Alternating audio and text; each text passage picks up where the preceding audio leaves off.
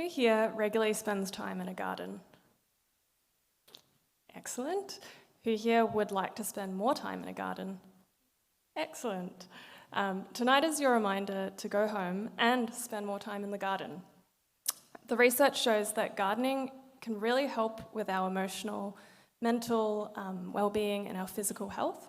So soil actually contains the bacteria, Mycobacterium vaccae, and that gets absorbed into our skin when we garden, and it releases serotonin in the brain, which I'm convinced makes gardeners happier and more attractive. But despite these benefits, I actually found out that the average age people get into gardening is at 41, which seems surprising, but maybe it isn't, because lots of people don't have access to gardens or gardeners growing up, and gardens take time and effort and money to set up, and not that many schools have gardens. I personally didn't set foot in a veggie garden until my early 20s. So for my Wattle Fellowship project, I really wanted to create a shared experience for children to access the magic of what happens in a garden. And I really believe that a physical space can facilitate kids to make connections to learning and foster curiosity and care for the earth and for each other. So I decided to create a gardening program for primary schools.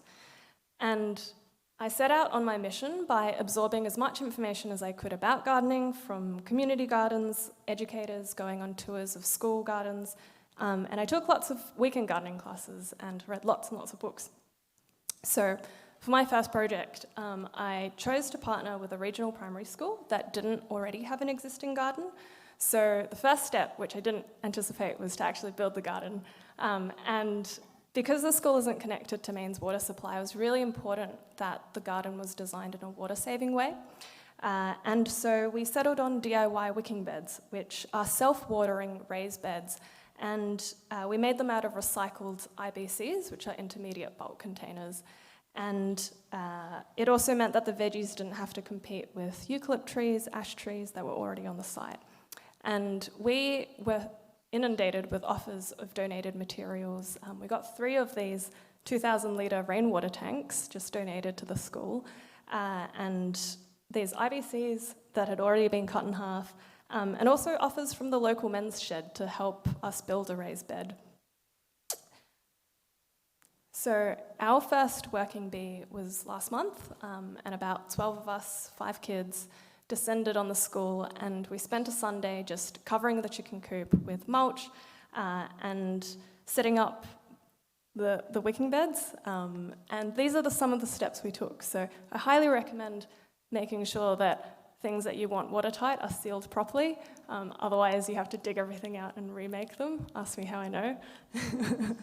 But after that, you sort of just fill the bottom half with stones and water and wicking material, geotextile fabric, soil and mulch, and then you plant out the bed. So I'll just show some photos of the process. And that's our before and after shot.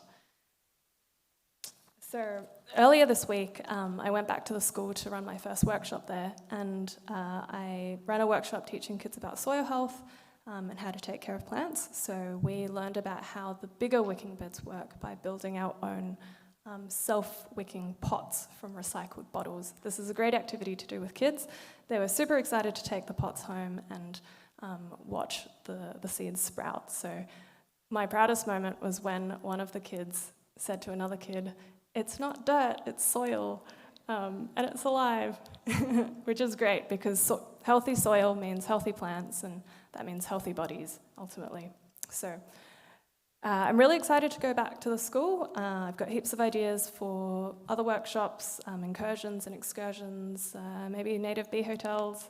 And I found out that seed saving is also really important in this local community, because local gardeners tend to need species that are adapted to the climate and the growing conditions, species that, adapt well to frost, and we really need people saving seeds, sharing seeds around and passing those skills on to the next generation. So it's just the start of the journey.